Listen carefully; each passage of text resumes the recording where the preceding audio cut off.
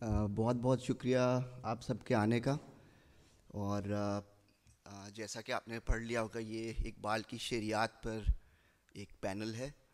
اور اس کی تفصیل بیان کرنے سے پہلے میں اپنے مہمانوں کا تعارف کرا دوں. میرے آن my left is doctor Syed Noman ul Haq, who is the visiting professor at IBA and also chair of the Arts and Humanities Review Panel at HEC, and additionally chief editor of the Studies in Islamic Philosophy published by OUP. And ہمارے دوسرے مہمان ہیں اطہر مسعود صاحب, who is currently serving civil servant, اور ان کی فنون لطیفہ خصوصاً موسیقی سے خاص دلچسپی ہے. اور میرا نام شارق خان ہے. I am a P H D student at the university of Chicago. تو آپ سب کا بہت شکریہ. اتوار کی صبح کو اقبال کے بارے میں آپ سننے آئے, ہم اس کے لیے شکر گزار ہیں. یہ پینل اقبال کی شعریات پر ہے, اور اس کا مطلب یہ ہے کہ ہم اقبال کی اشعار کی جو شعری جہات ہیں, یعنی ہز پوئٹک کرافٹسمین شپ, اس پر بات کریں گے.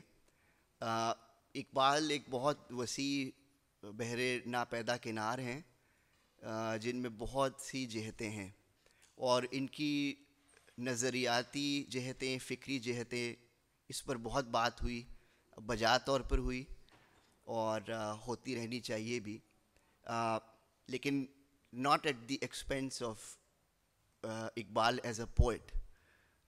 یعنی وہ شاعر کیسے ہیں, ان اشعار کی خوبصورتی کیا ہے, ان اشعار کے محاسن کیا ہیں, یہ ہمارا آج کا موضوع ہے. احمد جاوید صاحب سے آپ شاید کچھ لوگ واقف ہوں. انہوں نے ایک بات کہی تھی کہ ہم ایک جمالیاتی بحران میں مبتلا ہیں, اور اقبال ہمیں اس سے نکال سکتے ہیں. تو یہ اس میں بہت کچھ سوچنے کا سامان ہے. جمالیاتی بحران خود ایک بہت زبردست اصطلاح انہوں نے گھڑی ہے, ایستھیٹک کرائسس. چیزوں کو خوبصورت سمجھنا, دیکھنا اور بیان کر سکنا کہ یہ خوبصورت کیوں ہیں, یہ اس ڈسپلن کو جمالیات کہہ سکتے ہیں. تو اسی تناظر میں ہم آج اقبال کے اشعار پر گفتگو کریں گے کہ ان کی خوبصورتی کیا ہے, ان کے محاسن کیا ہیں, اور ان میں نئی بات کیا ہے جو دیگر اردو شعراء میں ان سے پہلے نہیں پائی جاتی تھی. تو گفتگو کا آغاز کرتے ہیں. یہ میرے پاس کچھ سوال نما پرومپٹس ہیں, اور میرا خیال ہے کہ اگر یہ گفتگو کچھ فری فلوئنگ بھی ہو جائے تو کوئی اس میں نقصان کی بات نہیں ہے. میری خوش قسمتی ہے کہ میں ڈاکٹر نعمان الحق سے کئی سالوں سے اقبال کے اشعار ان سے سنتا رہا ہوں, اور ان کے محاسن ان کے بیان میں سنتا رہا ہوں. تو میں اپنی یہ خوش قسمتی سمجھتا ہوں کہ مجھے یہ سعادت نصیب ہوئی, اور آج آپ کو بھی یقیناً احساس ہو جائے گا کہ میں اس کو سعادت کیوں سمجھتا ہوں. تو آغاز کرتے ہیں. اب پہلا سوال یہ ہے کہ نعمان صاحب اور اطہر صاحب, یہ بتائیے کہ آپ نے اپنے بچپن میں یا اپنے ابتدائی سالوں میں اقبال شناسی کے کیسے مظاہر دیکھے؟ اقبال کے اشعار کس حد تک عام لوگوں میں پڑھے جاتے تھے, یاد تھے, اور کس حد تک ان کی خوبصورتی وہ بیان کر سکتے تھے؟ اس پر کچھ روشنی ڈالیے, اور تب سے اب میں کیا آپ کو فرق پڑتا نظر آیا ہے؟ جی. آپ کو شاید یاد ہو شارق کہ میں نے ایک مضمون لکھا تھا, دا لاسٹ ورس, بالکل. اور اس میں میں نے نوحہ لکھا تھا کہ اب وہ اقبال جو ہمارے اطراف میں تھے, فضا میں تھے, ہر طرف تھے, وہ اب معدوم ہوتے چلے جا رہے ہیں. بلکہ میں اقبال کا ذکر کرتا ہوں تو مجھے معافی مانگنی پڑتی ہے کہ میں کیوں اقبال کا ذکر کر رہا ہوں. میری والدہ ان کی ایک تصویر تھی گھر میں, اور اس کے دامن میں انہوں نے اقبال کا ایک شعر لکھا تھا، بہت خوبصورت خط میں، نہیں منت کشِ تاب شنیدن داستان میری، خاموشی گفتگو ہے بے زبانی ہے زماں میری. تو وہاں یوں تھا کہ اکراس دا ایڈیولوجیکل اسپیکٹرم، چاہے کوئی لیفٹ کا ہو یا رائٹ کا ہو، دائیں کا ہو یا بائیں کا ہو، لادین ہو، دیندار ہو، متقی پرہیزگار ہو یا آزاد خیال ہو، ہر طرف اقبال کا چرچا تھا. اور مجھے یاد ہے کہ جان ایلیا صاحب جو بہت آزاد خیال آدمی تھے اور اکثر وہ ایک کیف کے عالم میں رہتے تھے بوجوہ. تو وہ اقبال کے اشعار پڑھتے تھے میرے سامنے اور رونے لگتے تھے پڑھتے اتنا ان پہ اثر ہوتا تھا. اور افتخار عارف صاحب کے ساتھ میں بیٹھا کرتا تھا لندن میں، یہ آج سے 20 سال پہلے کی بات ہوگی، اور اتنے وفور کے ساتھ وہ اشعار اقبال کے پڑھتے رہتے سناتے رہتے تھے. مساجد میں، مجالس میں، اخبارات میں، ہر جگہ چڑھتا تھا اقبال کا. اور لوگوں کو اقبال بہت زیادہ یاد تھے. اپنے بچپن کے زمانے میں مجھے وہ ساقی نامہ پڑھنے کا بہت شوق تھا. ہوا خیمہ زن کاروانے بہار، ارم بن گیا دامن کوہسار. تو میں لہک کے پڑھتا تھا اور میری بڑی تعریف ہوتی تھی، اور مجھے آئس کریم دی جاتی تھی اور انعام دیا جاتا تھا. اور بزرگ مجھ سے بہت ہاں بیٹا سناؤ تم، تو میں وہ سنایا کرتا تھا. آپ میں سے کچھ لوگ واقف ہوں گے یوسف سلیم چشتی صاحب سے. انہوں نے اقبال کی تمام کتابوں کی شرح لکھی ہے، اور ان کی ایک کتاب ہے وہ رموز بے خودی پر بھی شرح ہے، جو انہوں نے میرے والد صاحب مولانا منتخب الحق کے نام معنون کی ہے. اور مجھے یاد ہے، بہت بچپن کی بات ہے، مجھے بالکل ہلکا یاد ہے کہ ساری رات وہ دونوں بیٹھے رہتے تھے اور اقبال کی باتیں ہوتی تھیں. بلکہ میری والدہ بہت ناراض ہوتی تھیں کہ تمہارے باپ کو بچوں کو تو خیال ہے نہیں، ہر وقت وہ بیٹھے رہتے ہیں یوسف سلیم چشتی صاحب کے ساتھ. تو بے حد چڑھتا تھا اقبال کا، بے حد چڑھتا تھا. لوگوں کو یاد تھا، فضا میں تھا، ہر طرف تھا، ریڈیو پر گایا جاتا تھا، ان کو مجالس میں ان کا تذکرہ ہوتا تھا. اور ایسے لوگ جو کہ پبلکلی یعنی کھلے عام اقبال کی مخالفت کرتے تھے، وہ بھی چپ کے خاموشی کے ساتھ گناہ سمجھ کے اقبال کو سنا کرتے تھے. تو ایک بات یہ میں آپ سے عرض کروں کہ اقبال کے ہاں اتنا ولولہ ہے، اس قدر ولولہ ہے کہ وہ ہر ایک کھینچتا ہے ان کی طرف، ہے نا. ایک کیفیت التہاب کی ہے، ابال کی، اسی الفاظ کی ان کے ہاں. جی. تو ہر شخص ان کی طرف مائل ہوتا ہے. اور یہی وجہ ہے کہ ان کا اچھا خاصا استحصال بھی ہوا، ہر شخص نے ان سے فائدہ اٹھانے کی کوشش کی. تو یوں ہے، اقبال ہر طرف تھے، ہماری آنکھوں میں تھے، ہمارے رگوں میں تھے، ہمارے کانوں میں تھے، ہمارے سماعت میں تھے، ہر طرف تھے. اور اب یہ بات نہیں رہی، بلکہ میں نے گھنٹوں بات کی ہے افتخار عارف صاحب سے لندن میں. مسجد قرطبہ کے بارے میں باتیں ہوتی تھیں. تو اب ایسا نہیں ہے، بلکہ اب ہم اقبال کی بات کرتے ہیں تو ہم کو معذرت کرنا پڑتی ہے، مبادا ہاں ہم پر الزام لگے کہ ہم تو پسماندہ ہیں اور رجعت پسند ہیں.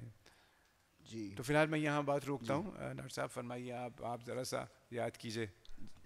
شارق بہت شکریہ، آپ نے گفتگو آج سیشن کے آغاز کے لیے بڑا اچھا یہ نقطہ منتخب کیا.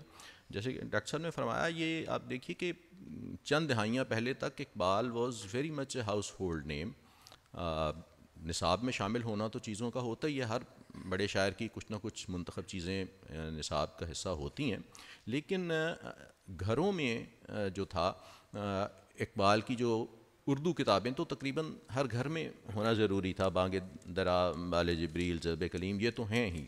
اور جس وقت تک بچوں کو تحفے میں کتاب دینے کا رواج تھا، مجھے خود یاد ہے کہ بچپن میں ہمیں جب تحفے میں کتاب ملتی تھی تو اس میں اقبال کی کوئی نہ کوئی کتاب، یہی بانگ درا، اس چیز فلاں، اس کا نیا گھر میں موجود بھی ہے لیکن نیا ایڈیشن آیا ہے، دوبارہ چھپا ہے، تو یہ نئی کتاب ایک تحفے میں بچوں کو دینا. اور بچپن سے جب وہ چیزیں کان میں پڑتی ہیں کہ اسکول کی جانے سے پہلے کی عمر جو 3-7 سال. تو اس سے پہلے ہی اکثر ہمارے ہم عمر یا مجھ سے جو بڑے عمر کے لوگ ہیں وہ اسکول جانے سے پہلے ہی وہ پہاڑ گلہری اور جگنو اور یہ جو نظمیں ہیں یہ پہلے سے ماؤں نے پڑھ کے سنائی ہوتی تھیں. تو ایک قسم کی جو اورینٹیشن ہے، بیس ہے، شناسائی ہے، وہ موجود ہے پہلے سے. اور اس کے بعد جب آپ جاتے ہیں اسکول کالج وغیرہ میں تو اب تو یہ سسٹم ہمارے ہاں آ گیا، وہ سیمیسٹر سسٹم شروع ہو گیا یونیورسٹی لیول پہ، کالج لیول پہ.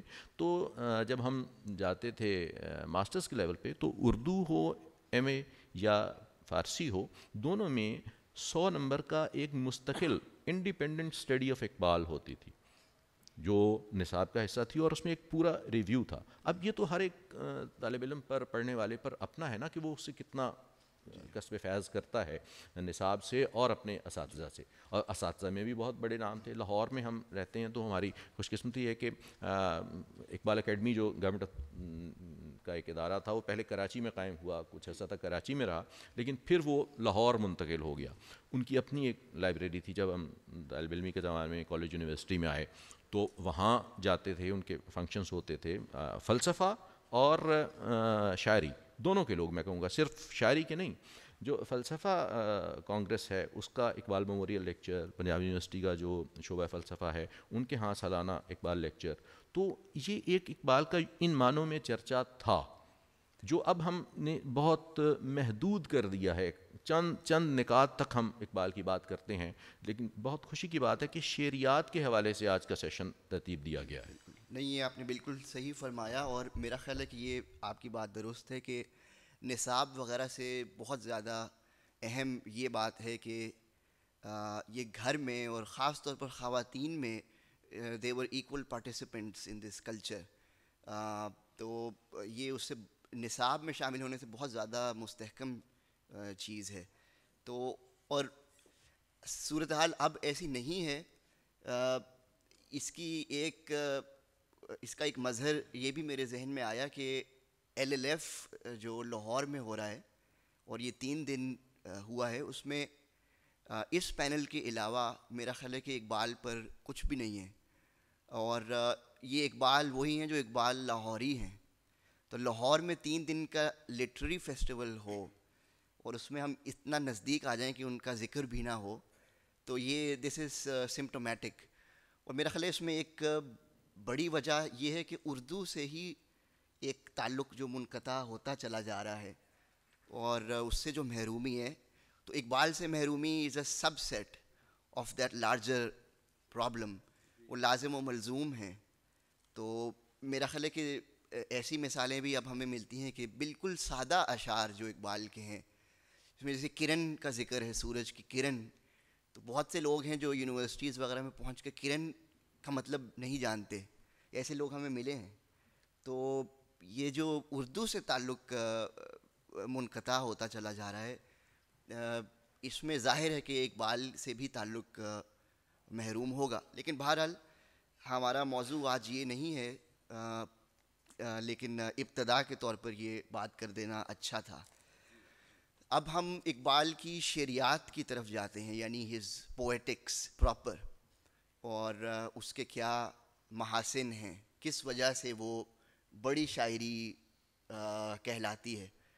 تو ایک پہلا سوال میرا یہ ہوگا کہ نعمان صاحب پہلے آپ سے اور پھر اطہر صاحب سے، کہ اقبال کی جو مجموعی آواز ہے، دی اوور آرچنگ امپریشن، وہ کیا ہے؟ مطلب آپ کیا تشبیہ، کیا محاورہ استعمال کریں گے اس آواز کی خصوصیت بیان کرنے کے لیے، اس آواز کا امتیاز بیان کرنے کے لیے؟ کیا محاورہ آپ کے ذہن؟ ایک بہت مشہور شاعر تھے ساقی فاروقی، تو وہ اقبال کے احتشام کی بات کرتے تھے، اور واقعی احتشام لفظ ہے مناسب. اور اس میں جو اقبال کے ہاں جو جلال ہے، جو شکوہ ہے، اور وہ شکوہ ایسا ہے، وہ جلال ایسا ہے کہ وہ کہیں اپنی سطح سے اترتا ہی نہیں ہے. یہاں سے لے کے وہاں تک، اول نظم سے لے کر کے آخر تک ایک ہی سطح اس کی، یعنی اس کی بلند سطح قائم رہتی ہے. اور ایک بات میں نے آپ سے بہت عرصے پہلے کہی تھی، وہ یہ ہے کہ جب اور شاعروں کو پڑھ کے اقبال کی طرف جائیے تو لگتا ہے جیسے ایک چھوٹا سا پائپ تھا جس میں سے قطرہ قطرہ پانی گر رہا تھا اور یکایک ہم ایک آبشار پہ چلے گئے. نیاگرا آبشار اتنا وفور ہے، اتنا وفور ہے، اور کہیں ان میں اس میں کہیں جھول نہیں پیدا ہوتا ہے. تو یہ بات ہے اس کا جو جلال اور شکوہ آواز. مجھ سے ایک صاحب تھے جو بہت ہی لیفٹ کے آدمی تھے، بہت ہی شدت کے ساتھ، ڈاکٹر حسن ظفر عارف. تو وہ کہتے تھے کہ مجھے آواز سنائی دیتی ہے، اقبال کی آواز سنائی دیتی ہے. تو یہ بات تو ہے نا. تو اس کے لیے وہی کہ میں نے کہا جیسے وہ آبشار بہتا چلا جاتا ہے، اتنا زور ہے اس کے اندر، اتنی جان ہے اس کے اندر، اتنی قوت ہے اس کے اندر. اور عام الفاظ کو ابال کی سطح پہ لے آنا، کہ ابلنے لگتے ہیں وہ الفاظ، عام الفاظ بالکل. تو یہ ہے. اور اس طرح ہی میں محسوس کرتا ہوں جیسے بالکل ایک آواز ایک آتی ہے اقبال کی. جی یہ بہت آپ کا یادگار تصویر ہے کہ دیگر شعراء سے اقبال پر جب آتے ہیں تو ایسا لگتا ہے کہ جیسے پہلے کوئی ٹرپ کوئی ٹونٹی چل رہی تھی اور ایک دم سے جیسے آپ نایاگرا فالز کا مشاہدہ کرنے لگ گئے ہیں. تو بہت یہ دس از اے میموریبل امیج. اطہر صاحب آپ اس میں کوئی اضافہ کرنا چاہیں گے؟ اوور آرچنگ امپیکٹ کی جیسے آپ نے بات کی، اور وہ ٹیپ اور نیاگرا فال کا ذکر آیا. اس کی اگر آپ اقبال کا کلام پڑھیں، ان کی زندگی کا احوال پڑھیں، تو آپ دیکھیے کہ اس کی وجہ کیا ہے. یہ دس از اے فیکٹ، اس میں کوئی شک نہیں کہ بہت بڑی یہ حقیقت ہے. لیکن اس کی وجہ کیا ہے؟ آپ یہ دیکھیے کہ اقبال کے جو ایکٹیو پیریڈ ہے لائف کا، وہ ہم ایک درمیانہ سا ایک متعین کر لیں، اگر 1905 سے لے کر 1935 تک تقریباً. تو اس 30-35 سال میں آپ پورے یونائٹڈ انڈیا کا نقشہ آپ سامنے رکھ لیجئے، بلکہ تھوڑا سا بڑھا کے اس کو مسلم ورلڈ دیکھ لیں.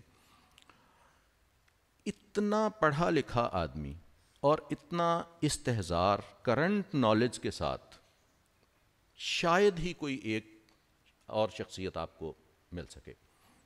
تمام جہتیں آپ دیکھ لیجئے، فلسفہ ان کا اپنا مضمون ہے، شاعر وہ ہیں، مشرق کی فکر کی جو پوری تاریخ ہے، تہذیب ہے، اس کا مطالعہ ہے، فارسی شعری روایت کا مکمل علم ہے، عربی وہ جانتے ہیں، اور یورپ کی طرف جو ہے ان کا ایکسپوجر وہ بھرپور ہے.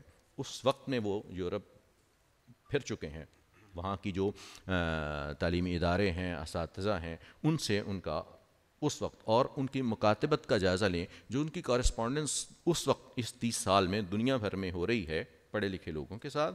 اور دوسری طرف آپ انڈو پاکستان میں دیکھ لیں سیاسی رہنماؤں کے ساتھ، جو فکر اور سوچ سمجھ رکھنے والے انٹلیکچوئل طبقہ ہے یونائٹڈ انڈیا میں، اس میں ان کے ساتھ. تو یہ سب چیزیں جب ملیں گی، ایک شاعر کی زبان سے کوئی بات نکلے گی تو وہ واقعی نیاگرا فال ہی بنے گی. وہ یعنی سراہی سے قطرہ قطرہ حوادث ٹپکیں گے ضرور، لیکن وہ ہوں گے اس بوچھاڑ کے ساتھ. جی جی جی. دیکھیں بہت سی غیر معروف شخصیات ہیں جن کے بارے میں بالکل نہیں جانتا تھا، اور میں حیران ہوا کہ کہاں سے اٹھا کے اقبال لے آئے. مثلا معتمد کے اشعار بھی ہیں ان کے ہاں، جو شخصیت ہے اندلس کی، اور تاریخ المقری میں تذکرہ ان کا ہے، اور میں نے وہ دیکھا بھی ہے نکال کے، اور اس قدر خوبصورت انہوں نے اس کو ریپروڈیوس کیا ہے. ایک فغان بے شرر سینے میں باقی رہ گئی، سوز بھی جاتا رہا جاتی رہی تاثیر بھی، سوز بھی جاتا رہا جاتی رہی تاثیر بھی. اور اس میں ہے کہ وہ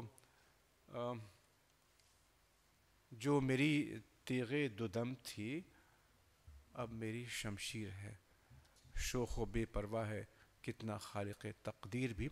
اور اس میں ایک شعر آتا ہے کہ خود بخود زنجیر کی جانب کھینچا جاتا ہے، خود بخود زنجیر کی جانب کھینچا جاتا ہے دل، تھی اسی فولاد سے شاید میری شمشیر بھی، تھی اسی فولاد سے. اب یہ معتمد قید خانے میں معتمد کی فریاد، اور یہ تاریخ المقری میں نہ مقری کو جانتا تھا نہ معتمد کو جانتا تھا.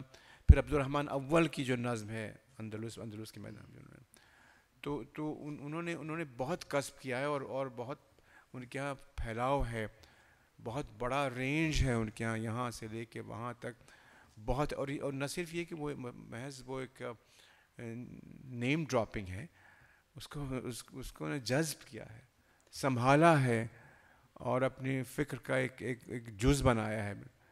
تو یہ بات کہیں بھی نہیں ہے. جی دیکھیے ابھی اشار کیسے ڈاکٹر صاحب نے بات کی ہے کہ ایسی شخصیات, ایسے واقعات جو یعنی ان کا جو فکری ایک تاریخ ہے, لیکن اس کے ساتھ جو جتنی تاریخی روایات ہیں اس پر ان کو ان شخصیات کے حوالے سے پورا عبور ہے, اور انہوں نے اس طرح ان کو یعنی دیکھیے کوئی بھی تاریخی واقعہ ہے یا بات ہے ہمارے ہاں, اس کو وہ جو روایت ہے کہ مختلف چیزوں کو نظم کریں, اس میں شاعری کا ایلیمنٹ غائب ہو جاتا ہے. اصل بات یہ ہے کہ جب بھی ہم کسی تاریخی شخصیت کا یا واقعے کا ذکر کرتے ہیں تو شاعری کا حسن تو برقرار رہے, لیکن وہ عموماً دیکھیے کہ ان کو جب بات کرتے ہیں تو وہ شاعری ختم ہو جاتی ہے, وہ صرف ایک ہسٹوریوگرافی رہ جاتی ہے. اقبال کے یہاں خوبصورت بات یہ ہے کہ وہ چاہے جاوید نامہ میں آپ دیکھ لیں کہ مختلف وہ تحسین اول اس پہ جاتے ہیں, مختلف سیاروں کی سیر کراتے ہیں, مختلف شخصیات کے ساتھ ہیں, وہ ایک پورا ایک لائیولی ایکسپیرئنس ہے. یوں معلوم ہوتا ہے کہ واقعی وہ ہاتھ پکڑ کے پیر رومی جو ہے مرید ہندی کو ساتھ لے کے جا رہا ہے, اور یہاں سے طاہرہ کی آواز آ رہی ہے, وہ غالب آ رہا ہے, جہاں دوست آ رہا ہے. وہ ایک پورا ایکسپیرئنس ہے کہ جو اس کا وہ حصہ خود ہیں, اور یہ اس وقت تک نہیں آ سکتا جب تک ان کا پورا اس میں انوالومنٹ نہ ہو اس واقعے میں اور اس کے پیچھے جو فکر چل رہی ہے اس میں. اور یہ بات ان کے ہاں میرا خیال ہے ایک بہت بڑی انفرادیت ہے جو ہمیں بہت سے دوسرے شعراء کے ہاں نہیں ملتی. جی میں جب پہلی بار اسپین گیا تھا تو میں اترا ہوں ایئرپورٹ سے, اور سامنے مجھے کھجور کا درخت رقص کرتا ہوا نظر آیا, اور میرے ذہن میں وہ اقبال کی نظم ہے عبد الرحمن اول والی, میری آنکھوں کا نور ہے تو, میرے دل کا سرور ہے تو, مغرب کی ہوا نے تجھ کو پالا, صحرائے عرب کی حور ہے تو. اور پھر ختم کیا, عالم کا عجیب ہے نظارہ, دامانے نگاہ ہے پارا پارا, ہمت کو شناوری مبارک, پیدا نہیں بحر کا کنارہ. اب یہ اس میں جو شاعری ہے, جو جیسی بات ڈاکٹر صاحب فرما رہے تھے کہ یہ ہسٹریوگرافی نہیں ہے بلکہ شاعری ہے. اس میں علامات ہیں, اس میں آہنگ ہے, اس میں الفاظ کی ایک حیات نو ہے جو کہیں بھی نہیں ہے, جو کہیں بھی نہیں ہے. اور اقبال کی یہی خوبی ان کے لیے ایک مسئلہ بن گئی, اس لیے کہ ہر ایک نے ان کو اٹھا لیا, ہر ایک نے, وہ چاہے لیفٹ والے ہوں, رائٹ والے ہوں, وہ چاہے خالصتاً دین مذہب والے لوگ ہوں یا خالصتاً وہ سوشلسٹ اور کمیونسٹ ہوں, ہر ایک نے ان کو اٹھا لیا, کیونکہ اس بات کے امکانات ان کے یہاں بہت ہی گہرے ہیں, بہت گہرے ہیں. اور اگر آپ دیکھیے کہ جو یہ جس نظم کا میں نے تذکرہ کیا معتمد والی, یہ انہوں نے کئی نظموں کو جمع کر کے نظم بنائی ہے. ایک فغان بے شرر سینے میں باقی رہ گئی, سوز بھی جاتا رہا, رخصت ہوئی تاثیر بھی, یہ کئی نظموں کو جمع کر کے پھر انہوں نے کی. ابوالعلا مارری کے بارے میں بھی جو ہے وہ نظم, وہ ایک ہی نظم نہیں بلکہ کئی جگہ سے نکال کے پھر ان کا ایک گلدستہ سا بنایا, پھر ان کا ایک گلدستہ سا انہوں نے بنایا. تو یہ جو بات ہے کہ اس کے اندر ایسی بھرپور شاعری اور اس قدر جاہ و جلال اور اتنا شکوہ ہے, اتنا احتشام ہے, اور ایسی حشمت ہے, میرے پاس تو الفاظ نہیں ہیں بیان کرنے کی, میں تو صرف ان کو محسوس ہی کرتا رہتا ہوں. اور جیسا کہ میں نے کہا کہ بچپن سے, آپ تو بہت عمر میں کم ہیں ہم سے, مجھ سے تو خاص طور سے, تو وہ ہمارے تو رگ و پے میں ہے نا اقبال. اب میں اپنے والد صاحب کی لائبریری کبھی کبھی کھنگال کے دیکھتا ہوں, مولانا منتخب الحق صاحب, تو وہ ان کی ایک کتاب مجھے ملی پرانی, اور اس کے حاشیے پر اقبال کے اشعار لکھے ہوئے تھے. تو ایک شعر اس پہ مجھے ملا کہ وہ کہ تیری خاک میں ہے اگر شرر تو خیال فقر و غنا نہ کر, تیری خاک میں ہے اگر شرر تو خیال فقر و غنا نہ کر, کہ جہاں میں نان شعیر پر ہے مدار قوت حیدری, کہ جہاں میں نان شہیر پر. اب دیکھیے اس کا آہنگ یہ ہے, جہاں میں نان شہیر پر ہے مدار قوت حیدری. چھوٹا سا اضافہ شارق, جیسے ابھی بات برمحل چل رہی ہے تو کوئی حرج نہیں اگر اس میں تھوڑا سا اضافہ کر دیا جائے کہ جن شخصیات پہ وہ بات کرتے ہیں ظاہر ہے اپنے سے پہلی آتی ہیں, اور فلسفہ چونکہ ان کا مضمون ہے, وہ برگساں پہ بات کریں, نیٹشے پہ بات کریں, موری پہ بات کریں, زرتشت پہ بات کریں, تو ان کی رائے اتنی محکم ہوتی ہے اور وہ شاعری کے انداز میں جب بیان ہوتی ہے تو معلوم ہوتا ہے کہ یہ صرف شاعری نہیں ہے اور صرف تاریخ نویسی نہیں ہے. نیٹشے کا جب وہ تعارف وہ آتا ہے جاوید نامہ میں, وہ مقام کہ جب وہ کہتے ہیں بھی یہ کون ہے, تو وہ اب اس کی تعارف میں جو اشعار کہے گئے ہیں اس میں ظاہر ہے وہ اقبال کہہ رہے ہیں, کردار تو دو بات کر رہے ہیں لیکن بیان تو ہمارا شاعر کر رہا ہے. اب وہ دیکھیں کہ جو نیٹشے کا تعارف ہے اس کو انہوں نے اپنے الفاظ میں ایسا بیان کیا ہے کہ معلوم ہوتا ہے, اس سے پہلے وہ پیام مشرق کے دیباچے میں بھی یہ بات کر چکے ہیں, حرف او بے با کو افکارش عظیم, اس پہ کوئی طے نہیں, مطلب دوسری رائے نہیں کہ حرف او بے با کو افکارش عظیم, غربیان از تیغ گفتارش دونیم. قطعی رائے ہے نیٹشے کی فلسفے کے میدان میں. اس کو اب دیکھیے کہ اتنا خوبصورت انہوں نے شعر میں بیان کر دیا کہ غربیان از تیغ گفتارش دونیم, کہ اس کی واقعی اس کے بعد کوئی اساتذہ میں بڑھانا. اسی طرح جب وہ باقی اشعار شاعروں کا ذکر کرتے ہیں تو بھی اسی نوعیت کا ہوتا ہے. بالکل, یہ بہت اہم نقطہ ہے, اور میرا خیال ہے اگر ایک بنیادی بات یہ پکڑ لیں سب لوگ تو you can take this back کہ اقبال کے ہاں جو رینج آف کیریکٹرز ہے, جیسا کہ نعمان صاحب نے بیان کیا, وہ اردو میں اور کہیں نہیں پائی جاتی.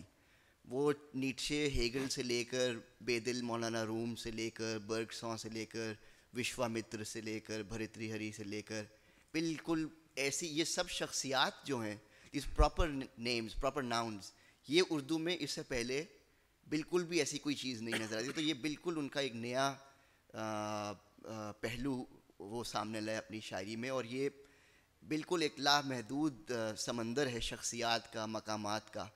تو یہ بہت اہم بات ہے اور بہت ان کا نادر ایک وصف ہے اور ان کا شعری امتیاز بھی ہے. جی, تو ایک مجھے وہ یاد آ رہا ہے, اصل میں بات یہ ہے کہ وہ جی بالکل خلش ہو رہی نا مجھے کہ آپ میں روکیے سناتا نا. رہوں, تو اس کو کارل مارکس کی آواز جو ان کی نظم ہے ضرب کلیم میں, کہ یہ علم و حکمت کی مہرہ بازی, یہ بحث و تکرار کی نمائش. واہ واہ, یہ علم و حکمت کی مہرہ بازی, یہ بحث و تکرار کی نمائش, نہیں ہے دنیا کو اب گوارا پرانے افکار کی نمائش. یہ علم و حکمت کی مہرہ بازی, یہ بحث و تکرار کی نمائش, نہیں ہے دنیا کو اب گوارا پرانے افکار کی نمائش. تیری کتابوں میں حکیم معاش رکھا ہی کیا ہے آخر, تیری کتابوں میں حکیم معاش رکھا ہی کیا ہے آخر, خطوط خمدار کی نمائش, مریض و کشدار کی نمائش. All you have is graph, I need bread. تمہارے پاس تو گراف بناتے ہو نا ہمارے لیے, ہم کو کھانا تو دو. تیری کتابوں میں حکیم معاش رکھا ہی کیا ہے آخر, خطوط خمدار کی نمائش, مریض و کشدار. کیا بات ہے, آپ دیکھیے کیا اس میں, دیکھیے کیا بات ہے. اور ایک اور بات یہ ہے کہ میں ویسے ماڈریٹر ہوں لیکن میں بات کرتا ہی جا رہا ہوں. ایک بات اور یہ ہے کہ یہ جو اعتماد ہے ان کا خود اعتمادی ان کی آواز میں, اور اس طرح سے نیٹشے کے ساتھ, مارکس کے ساتھ, لینن کے ساتھ انگیج کر سکنا اور ان کے خیالات کے ساتھ انگیج کر سکنا, ان کی تنقید کر سکنا ایک سیلف کانفیڈنس کے ساتھ, یہ بھی یہ خود اعتمادی آپ کو اور مشکل ہی کہیں ملے گی. تو خیر آگے بات بڑھاتے ہیں, یہ بہت اہم نقطہ زیر بحث رہا ہے. ایک بات اور یہ ہے کہ اقبال کے ہاں جو صحت تلفظ ہے اور صحت عروضی, یعنی keeping things in meter and taking care of pronunciation, اس کا بہت اس کے بارے میں بہت حساس ہیں اقبال. اور یہاں تک کہ اگر آپ جاننا چاہیں کہ کسی لفظ کا صحیح تلفظ کیا ہے, تو اگر آپ اقبال کی شاعری وزن کے ساتھ پڑھ سکتے ہیں تو وہی آپ کو سکھا دے گی کہ کسی لفظ کا صحیح تلفظ کیا ہے, وہ مرض ہوتا ہے یا مرض ہوتا ہے. تو اس پر کچھ روشنی ڈالیے کہ ان کے ہاں یہ تلفظ کی جو صحت مندی ہے اور عروض کی صحت مندی. دیکھیے ایک بہت مشہور مکالمہ ہے ابلیس و جبرائیل کا، ہمدم دیرینہ کیسا ہے جہان رنگ و بو. تو وہ آخر میں اس میں شعر ہے کہ میں کھٹکتا ہوں، یہ ابلیس کہہ رہا ہے، میں کھٹکتا ہوں دل یزداں میں کانٹے کی طرح، تو فقط اللہ ہو اللہ ہو اللہ ہو. اب وہ ہا ہو آتا، اللہ کا ہا بھی آ جاتا ہے. اگر ہا نہیں ادا کریں گے تو بستر نکل جائے گا، خارج ہو جائے گا بہر سے. تو فقط اللہ ہو اللہ اللہ، بلکہ تو فقط اللہ ہو اللہ ہو اللہ. جب بھی لفظ اللہ کا آتا ہے تو اس کا ہا بھی ادا ہوتا ہے نا. بالکل شروع کی نظم ہے. اقبال بھی اقبال سے آگاہ نہیں ہے، آگاہ نہیں ہے، کچھ اس میں تمسخر نہیں. واللہ واللہ نہیں، واللہ نہیں. یہ ہے پابندی تقدیر کے، پابندی احکام. یہ مسئلہ مشکل نہیں ہے مرد خیرت مند. مسئلہ کیسا بیٹھ گیا، بنا ہی تھا جس اقبال کے لیے لفظ. پابندی تقدیر کے، پابندی احکام، یہ مسئلہ مشکل نہیں اے مرد خیرت مند. ایک آن میں 100 بار بدل جاتی ہے تقدیر. ہے اس کا مقلد کبھی ناخوش کبھی خرسند. مسئلہ ہے مسئلہ. آج کیا ہے؟ فقط ایک مسئلہ علم کلام. ایک مصرع میں نے پڑھا تھا بہت بچپن میں. یہ خوش نصیبی ہے کہ میں پاکستان سے چلا گیا. اگر میں یہاں رہتا تو شاید میں اقبال کو نہ جانتا. تو ایک نوسٹیلجیا مجھے تھا، مجھے پاکستان یاد آتا تھا، گھر والے یاد آتے تھے، ماں باپ بھائی بہن یاد آتے تھے. تو میں نے اس کی یافت، اس کی تلافی کی اقبال کے ذریعے. تو بالکل شروع میں جب ملت کی جمعیت پریشان ہو چکی. جمعیت، اچھا میں سے مجھ سے نہیں پڑھا جمعیت طلباء اور یہ جب ملت کی جمعیت. تو پھر مجھے آج تک میرا نسخہ اس میں نے جم جیم میم اور الف یہ اور جمعی اور الف تے لکھا ہے. جب ملت کی جمعیت آتا ہے. اتنی احتیاط. اور یہ کہاں سے ہو گئی، کیسے ہو گئی؟ سیالکوٹ کا رہنے والا. اتنی احتیاط، اتنی قدرت زبان پہ. مجھے یاد ہے کہ ایک دفعہ میں بات کر رہا تھا مشتاق احمد یوسفی صاحب سے اقبال کے بارے میں. تو وہ کہنے لگے کہ ہاں میاں اقبال تو فریق تھا. تو میں نے کہا جی آپ بڑے آدمی ہیں تو آپ فریق کہتے ہیں، میں بڑا آدمی نہیں ہوں تو میں ان کو معجزہ کہتا ہوں. واہ واہ واہ واہ. اصل میں یہ جو آپ نے اشارک بات کی تلفظ اور ان کے جو شاعری کے ہماری گرامر ہے، وزن ہو یا تلفظ ہو، اس میں یہ بات دیکھیے کہ اقبال نے جب شاعری شروع کی ہے اس وقت انہوں نے، یہ شاعری ایک فن ہے، تو فن جو ہے وہ ریاضت کے اور سیکھنے کے بغیر نہیں آتا. وہ ٹھیک ہے، وہ تلاميذ الرحمن وہ بے شک اللہ کے شاگرد ہوتے ہیں، لیکن اس فن کو سیکھنا اور ریاضت بہت ضروری ہے.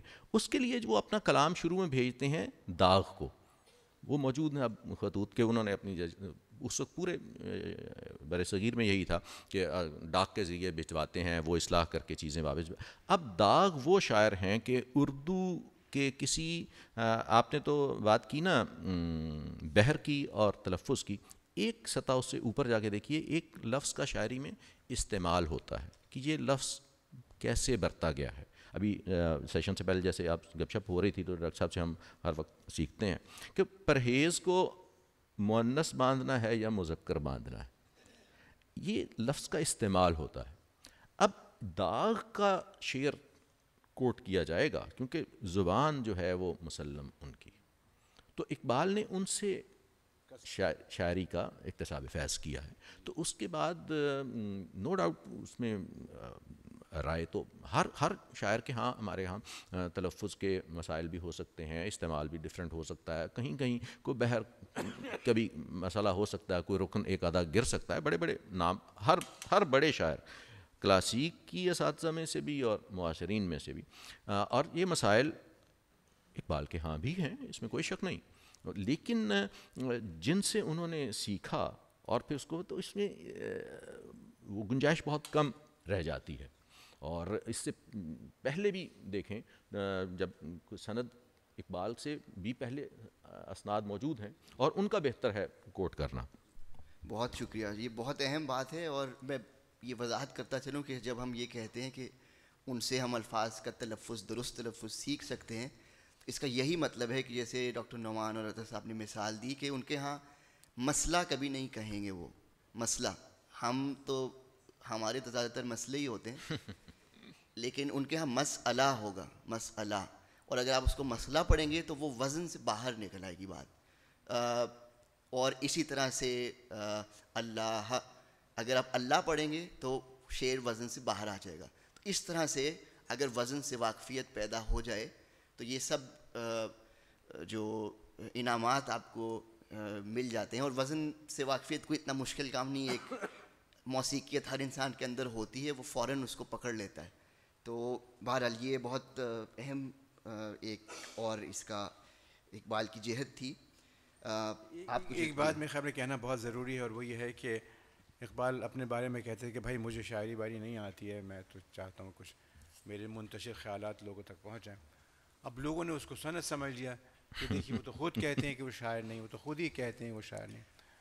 اچھا تو وہ اب وہ تو اپنی بات چاہ کے جو اعتراض کرتے ہیں ان کا منہ بند ہو جائے, وہ شاخ ہی جو ہے کاٹ دی جائے جس پہ وہ بیٹھ کے وہ زمزمہ پرداز ہوتے ہیں. تو اگر آپ ان کی خط کتابت دیکھیں جیسے مولانا سید سلیمان ندوی سے, تو بہت سے الفاظ پہ ایک تفصیلی بحث ہے. کہیں انہوں نے لفظ کلمہ لکھ دیا.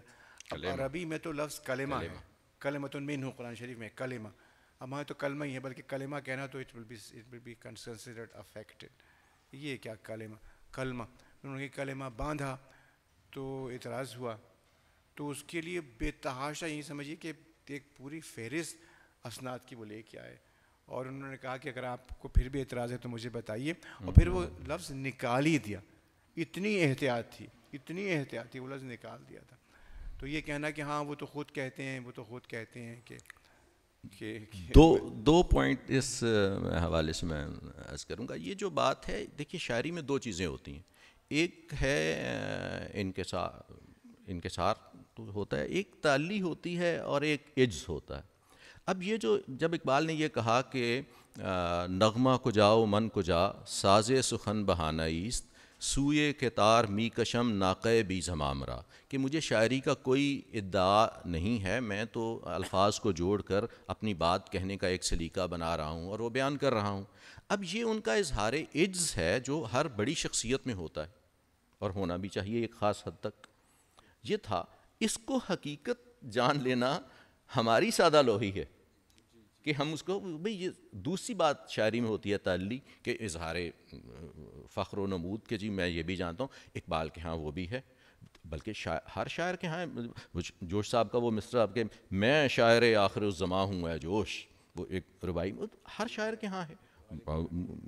حافظ کے ہاں, رومی کے ہاں, غالب کے ہاں, ہر ایک کے ہاں ہوگا, تو اقبال کے ہاں بھی. لیکن اس کو حقیقت جان لینا کہ جی واقعی وہ اپنے آپ کو شاعر نہیں کہ بھئی وہ شاعر ہیں, بلکہ سب سے پہلے تو شاعر ہیں, اس کے بعد وہ سب کچھ ہیں جو ہم نے ان کو بنا لیا ہے حسب ضرورت. میں کچھ کہنا چاہ رہا ہوں, میرا خیال ہے میں کنوے کر پایا ہوں. تو وہ ہم نے ان کو حسب ضرورت بنا لیا. پہلی بات تو وہ شاعر ہیں. اور دوسری جو آپ نے اشارہ کیا اس کے ان کی سند کی, تو نہ صرف وہ الفاظ کے متعلق بلکہ ایک اکبر الہ آبادی کے نام ان کا ایک خط ہے جس میں وہ پوچھتے ہیں کہ یہ اشعار میرے ذہن میں آ رہے ہیں, میں ایک ان دنوں کچھ چیز لکھ رہا ہوں, غالباً جاوید نامہ یا اسرار خودی کا ذکر ہے, تو یہ آپ مجھے چیک کر کے بتا دیجئے کہ یعنی اکبر الہ آبادی کو وہ بہت بلند مرتبے پر سمجھتے تھے. تو وہ کہتے ہیں آپ مجھے چیک کر کے بتا دیجئے اشعار اشعار رومی کے ہیں, کیونکہ مثنوی میں میری نظر سے یہ نہیں گزرے لیکن میرے ذہن میں آ رہے ہیں, کیونکہ جو دنیا میں جو بڑی بڑی چیزیں لکھی گئی ہیں ہمارے مشرقی ادب میں, پنجابی ادب میں بھی, فارسی میں بھی, تو اس میں الحاقی کلام بہت زیادہ ہوتا ہے. تو میرے ذہن میں ہیں, مجھے کسی دفتر میں نہیں ملے, اس وقت میرے پاس وقت نہیں ہے کہ میں 6 دفتر جو ہے اس کے کھنگالوں, تو اگر آپ کے ہیں, یعنی یہ حال ہے کسی احتیاط اور استناد کی کہ میں غلط چیز نہ لکھ جاؤں. تو یہ ان کے بڑا شاعر ہونے کی دلیل ہے. بہت بہت زبردست. عجز اور انکسار ہماری روایت کا ایک خاصہ ہے. مجھے اس سے ایک بات یاد آ رہی ہے, گو کہ غیر متعلق ہے, لیکن میرے جو فارسی کے استاد ہیں مظفر عالم صاحب, فارسی کے بھی تاریخ کے بھی, وہ ہسٹورین ہیں شکاگو میں, اور میرا خیال ہے فارسی پر جو جیسی ان کی گرفت ہے وہ کم ہی لوگوں کی ہوگی, خاص طور پہ ساؤتھ ایشین پرشین کی. تو وہ آج تک میں ان سے بات کروں تو وہ کہتے ہیں مجھے فارسی آتی ہی نہیں ہے. میں کہتا ہوں آپ کو نہیں آتی تو پھر کس کو آتی ہے؟ تو یہ مطلب یہ بھی اس عجز کا ہی ایک پہلو ہے. خیر وقت ہمارے پاس اب کم ہی رہ گیا ہے. ایک بات اور ضروری کر لینی چاہیے شعریات کے متعلق, وہ یہ کہ اقبال کے ہاں ایک اور جو نئی بات ہے وہ یہ ہے کہ ان کے ہاں مکالمے کی شاعری بہت ہے, یعنی ڈرامیٹک پوئٹری اور ڈائیلاگ بٹوین کیریکٹرز, مختلف دو کرداروں کے درمیان, عقل و دل کے درمیان ایک مکالمہ ہے. سی ایم نعیم صاحب ہیں, ایک اردو کے بہت اچھے اسکالر ہیں, انہوں نے اس کی تفریق کی ہے. 3 طرح کے مکالمات اقبال کی شاعری میں پائے جاتے ہیں. ایک ان میں سے مناظرے کی شکل میں ہے, جیسے عقل و دل کے درمیان ایک مناظرہ ہے. تو یہ نواز صاحب اس پر کچھ روشنی ڈالیے کہ یہ جو مکالماتی انداز ہے یہ کیا اس سے پہلے اس قدر تھا, اور انہوں نے کس طرح سے کتنا زیادہ استعمال کیا ہے, اور کچھ مثالیں دے دیجیے گا. میرے خیال میں یہ جو مکالماتی انداز ہے یہ اس سے پہلے نہیں, اس شکل میں نہیں تھا. یعنی ہمارے مثنوی ہے اور مثنوی میں فلاں گفتگو کرتا ہے فلاں گفتگو, لیکن ان کے یہاں جو ہے یعنی باقاعدہ ایک ڈراماٹائز کر کے جو بات کی. خود آپ دیکھیے کہ شکوہ جواب شکوہ خود ایک طرح سے مناظرہ ہے انسان اور خدا کے درمیان.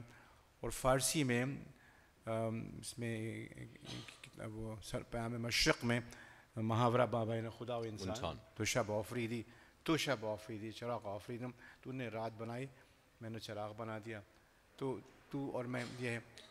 تو جگہ جگہ ہے اور بہت ہی خوبصورت ہے. پھر ایک چیز اور بھی ہے جو کہ ہماری یعنی ویسے تو الٹیمیٹلی بالآخر وہ سنسکرت روایت ہے, یعنی جانوروں کی گفتگو آپس میں. کلیلہ و دمنہ کا بہت اثر ہے اس تہذیب پر, لوگ اس سے واقف نہیں, کیونکہ کلیلہ و دمنہ سے لوگ واقف نہیں. اس کا ترجمہ ہوا عربی میں, پہلے پہلوی سے پھر عربی میں, ابن المقفع نے کیا عربی میں, اور عربی ہی سے وہ داستان پھیلی. تو اس میں جانوروں کی کہانیاں ہیں, اور ایک ان کے جیسے گائے اور بکری والی کہانی بہت ہی خوبصورت. اور اس کا جو آخری شعر ہے میں اپنی بڑی بہن کو چھیڑنے کے لیے پڑھا کرتا تھا کہ یوں تو چھوٹی ہے ذات بکری کی دل کو لگتی ہے بات بکری, یوں تو چھوٹی ہے ذات بکری کی دل کو لگتی ہے بات بکری کی. تو گائے اور بکری کا مکالمہ, اونٹ اور گائے کا بھی مکالمہ ہے, ظریفانہ کلام کا حصہ ہے, بہت اچھا ہے.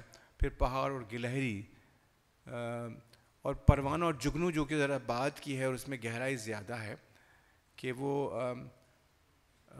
پروانے نے جگنو سے کہا کہ پروانے کی منزل سے بہت دور ہے جگنو, پروانے کی منزل سے بہت دور ہے جگنو, کیوں آتش بیسوس پہ مغرور ہے جگنو. پروانے کی منزل سے بہت دور ہے جگنو, کیوں آتش بیسوس پہ مغرور ہے جگنو. تو جواب دیا جگنو نے کہ اللہ یہاں بھی آ گیا, اللہ کا 100 شکر کہ پروانہ نہیں میں, اللہ کا 100 شکر کہ پروانہ نہیں میں, دریوزہ گرے آتش بیگانہ نہیں میں. میں بھیک نہیں مانگتا ہوں آتش کی کسی اور سے, اپنی روشنی سے میں روشن ہوتا ہوں. تو یہ بھی ہے. اور پھر وہ جو آپ تذکرہ کر رہے تھے وہ شعاع امید, سورج اور اس کی کرن کے درمیان جو مکالمہ ہے نا, سورج اور اس کی کرن کے درمیان جو مکالمہ, تو یہ میں نے پہلے کہیں نہیں دیکھا. اور پھر یہ کہ جو بات میں کن پہلوؤں کو چھوڑوں, کن پہلوؤں سے بات کروں. ڈاکٹر صاحب نے جو فرمایا کہ اس میں شاعری بھی تو ہے نا, ایسی. اب جیسے کہ ابلیس اور یزداں, خدا اور ابلیس کے درمیان جو مکالمہ ہے ضرب کلیم میں, تو اس میں انہوں نے, ابلیس نے کہا کہ دیکھیے آپ کی مشیت میں نہیں تھا کہ میں سجدہ کروں, اس لیے کہ اگر آپ کوئی چیز اگر آپ کی مشیت میں ہو تو وہ کیسے ممکن ہے کہ نہ ہو, روح عمل نہ آئے. بات یہ ہے کہ آپ نہیں چاہ رہے تھے کہ میں سجدہ کروں, تو میں نے سجدہ نہیں کیا. اور یہ بات خیر حلاج کے یہاں بہت تفصیل سے ہے کہ میں نے تو سجدہ اس لیے نہیں کیا کہ آپ چاہ نہیں رہے تھے کہ میں سجدہ کروں. تو اس میں جو ڈائلاگ ہے ابلیس اور یزداں کے درمیان, تو اس میں جو شاعری کی میں بات کر رہا ہوں کہ اے خدائے کن فکاں مجھ کو نہ تھا آدم سے بیر, بی اینڈ اٹ از کہ خدا, اے خدائے کن فکاں مجھ کو نہ تھا آدم سے بیر, آہ وہ زندانی نزدیک کو دور و دیر و زود, اب نزدیک و دور و دیر و واٹ اے وے ٹو سے اسپیس اینڈ ٹائم ہے نا, نزدیک و دور دیر و زود, what a way to say the one trapped in space and time. I had nothing against him. The one who was trapped in space and time.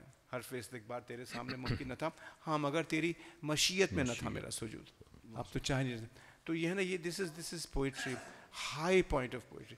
میں آپ کو بتا رہا ہوں کوئی بھی نہیں ہے ایسا, اور حیران میں ہوتا ہوں یہ کہاں سے تجلی آ گئی اخبار کے یہاں, کس طرح آ گئی, اس کی پہلے کوئی مثال بھی نہیں ہے, ایسا پہلے ہے بھی نہیں. اور یہ سب قرآنک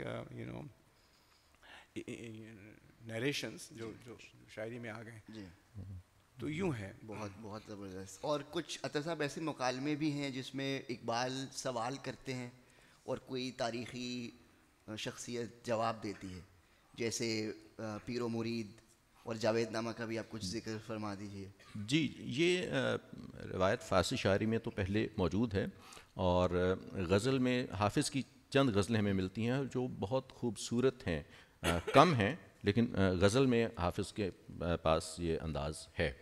مثنوی مولانا روم میں تو خیر لمبی لمبی باتیں وہ آتے ہیں, قصے وہ بیان کرتے ہیں. انگریزی ادب میں دیکھ لیجیے شیکسپیئر کے ہاں کتنی لمبی تقریریں, ڈائلاگ ہیں, اسپیچز ہیں مختلف جگہ پر لمبے لمبے. تو یہ روایت تو بہرحال موجود ہے, لیکن اقبال کے ہاں جو خصوصیت ہے جس کا آپ نے ذکر کیا یہ جاوید نامہ کے حوالے سے, اس میں جو خصوصیت ہے وہ یہ ہے کہ صرف مکالمہ نہیں ہے. غزل ایک اسٹیٹک چیز ہے کہ وہ گفتہ کے چشم, گفتم جواب ایک چل رہا ہے حافظ کے ہاں, ایسا ہے. لیکن مثنوی میں بالخصوص وہ مولانا کی تو ایک بہت طویل نظم ہے, لیکن اقبال کے ہاں جو خوبصورت بات یہ ہے کہ وہ مکالمے کے ساتھ ساتھ, میں جب ایک طالب علم کے طور پہ پڑھتا ہوں جاوید نامہ کو, آپ یقین کیجئے مکالمے سے بڑھ کر وہ ایک پورا, مجھے ایک یہ سمجھ لیجیے اس میں جو فلم میکنگ کی زبان میں ہم اس طرح استعمال کرتے ہیں کہ وہ سین میکنگ ہے, وہ شارٹ ڈویژن اس میں پوری نظر آتی ہے کہ یہ اسٹیج بچھا ہوا ہے, کردار آ رہے ہیں, پھر وہ غائب ہو جاتے ہیں, پردہ اٹھتا ہے, پھر اس کے سینس ہیں, وہ اس طرح ایک یعنی مکالمے ایک, لیکن اس میں پورا منظر نامہ پہلے بیان ہوتا ہے.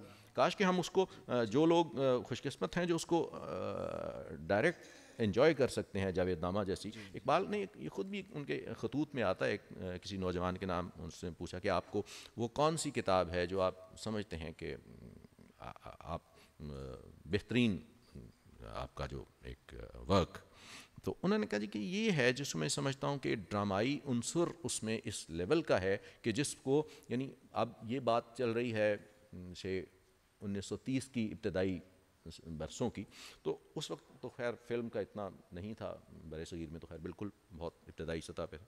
تو یہ وہ انہوں نے کہا کہ یہ جس کو میں سمجھتا ہوں کہ فلمایا جا سکتا ہے, جس کی انفیکٹ انہوں نے پینٹنگ کا لفظ وہاں پہ کہ جس کو تصویر کیا جا سکتا ہے. لیکن آج ہم دیکھیں اس کو کوئی 70-80-100 سال بعد, تو میں سمجھتا ہوں کہ اس کو تو اگر فلما لیا جائے اوریجنل اسکرپٹ میں اور اسی منظر نامے کے ساتھ لکھا جائے جو اقبال نے بیان کیا ہے, تو وہ بھی ایک ماسٹر پیس اپنی جگہ ہوگا. مکالمے سے بات کہیں آگے ہے. جی بالکل, بہت آپ نے بالکل صحیح فرمایا. اور یہ ویسٹ میں بھی ایک نئی جہت ہے فلم سٹڈیز اور لٹریری سٹڈیز کو آپس میں ملانے کی, کیونکہ بہت سی ایسی نظمیں انگریزی میں بھی ہیں, جیسے پیراڈائز لاسٹ ملٹن کی, اس کا ابھی ریسنٹلی جیمز چینڈلر ایک صاحب ہیں, انہوں نے کرٹیسزم پر کتاب لکھی ہے, تو انہوں نے بالکل ایسے ہی بیان کیا ہے کہ جیسے وہ پیراڈائز لاسٹ پڑھتے ہوئے ایسے لگتا ہے کہ جیسے کوئی کیمرہ مین ہے اور جو تصاویر کا تسلسل چل رہا ہے, کبھی وہ زوم ان ہوتی ہیں, کبھی زوم آؤٹ ہوتی ہیں, کبھی سین بدلتا ہے.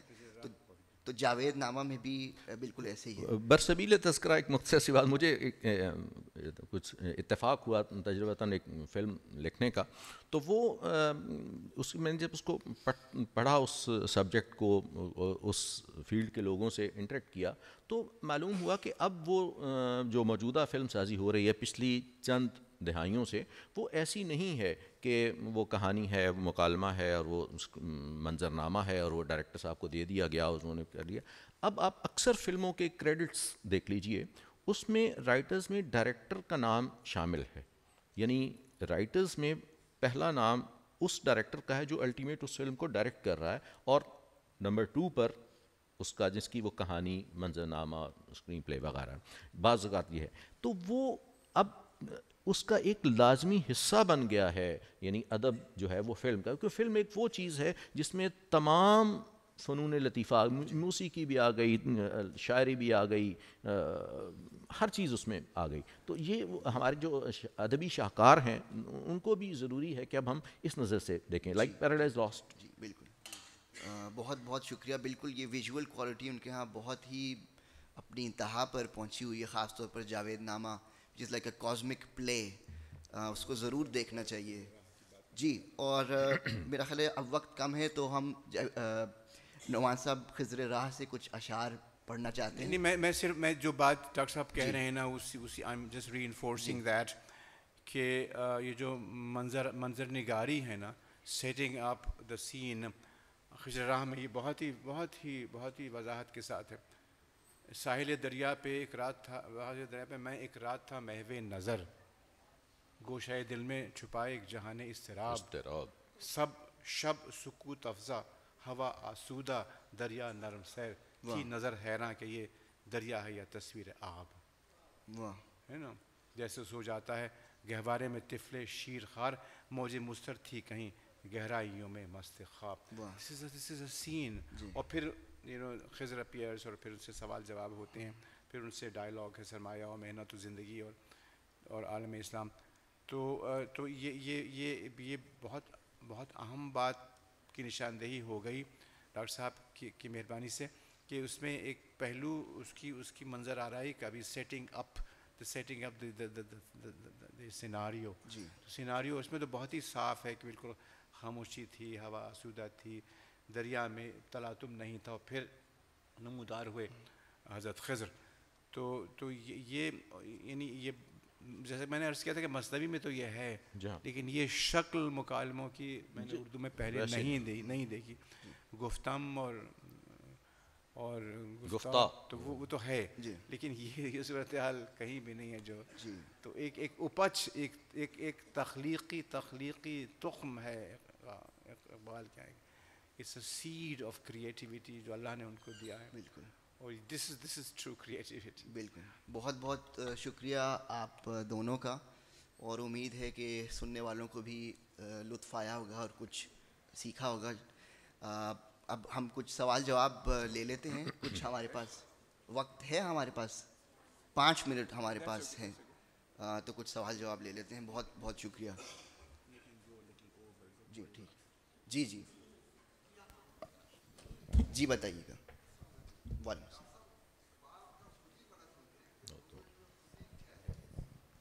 اچھا ایک اور سوال بھی لے لیں ساتھ ہی تاکہ جی. السلام علیکم. According to you, because I've read very little of Iqbal, but I see that he talks about a spiritual democracy, he talks about religious tyranny, he talks about reforms and all that, Marxism also. According to you three, what was his political ideology if you have to sum it up in like one ideology or something like that? اچھا ایک بات یہ ہے کہ ہم نے کوشش کی ہے کہ شعریات تک بات محدود رہے اور اس پر ہم وہ کریں لیکن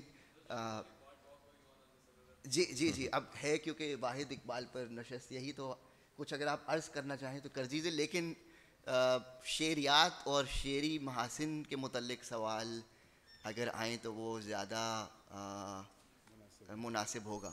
بہرحال آپ چاہیں تو گفتگو کر سکتے ہیں. جیسے وہ صاحب نے فرمایا کہ وہ ظاہر ہے ایک بنیادی نقطہ جو ہمارے ہاں تدریس کے حوالے سے یا ان کی شخصیت کے حوالے سے وہ میں صرف 2 شعر آپ کو اردو کے پڑھ دیتا ہوں صرف ایک سوال جس کو کہتے ہیں ایڈریس کرنے کے لیے. باقی اس پہ وہ ایک طویل نظم ہے اسرار خودی بلکہ اصل میں تو وہ نام اس کا اسرار و رموز ہے. 2 حصے ہیں اس کے اسرار خودی اور رموز بے خودی. تو اسرار و رموز کے نام سے تو وہ اردو میں صرف آپ اتنا اس کو سمجھ لیجئے کہ خود اقبال جب اردو میں ایک جگہ کہتے ہیں ظاہر ہے وہ بات جو انہوں نے فارسی میں طویل نظم میں کہی ہے مختلف جگہوں پر اردو کلام میں بھی ان کی آئی ہے. خودی کیا ہے راز درون حیات خودی کیا ہے بیداری کائنات نہ حد اس کے پیچھے نہ حد سامنے ازل اس کے پیچھے ابد سامنے. مختصر صرف یہی کہا جا سکتا ہے اس نے. السلام علیکم سر، میرا ایک سوال ہے. میں اس جواب وہاں دے دوں جو انہوں نے خود ہی کے بارے میں سوال کیا.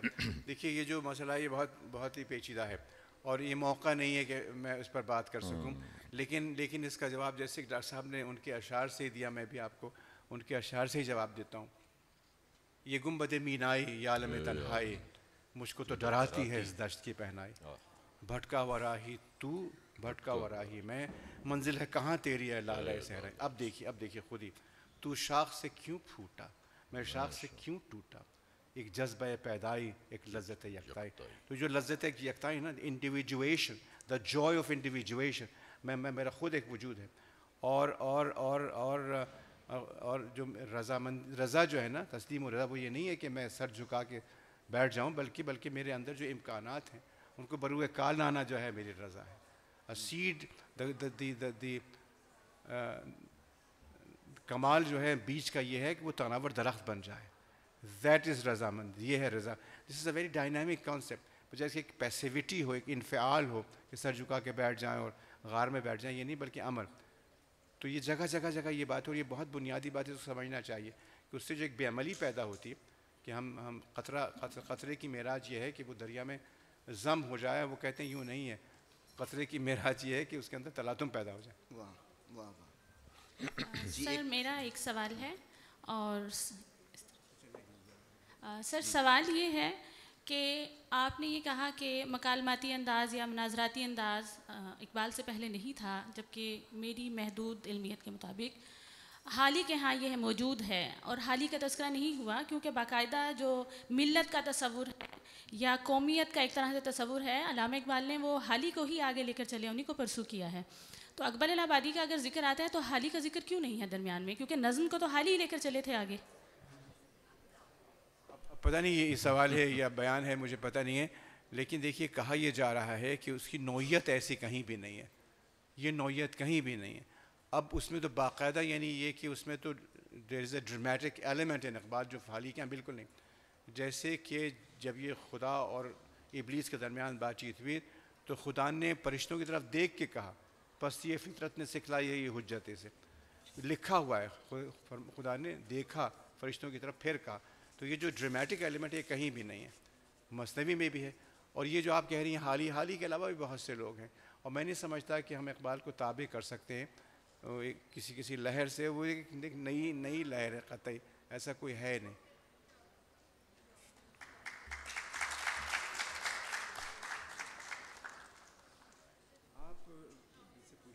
جی کن سے اور کوئی سوال؟ ٹھیک، شہناز آپ کوئی؟ اچھا، بہت بہت بہت بہت شکریہ آپ سب کا، بہت شکریہ.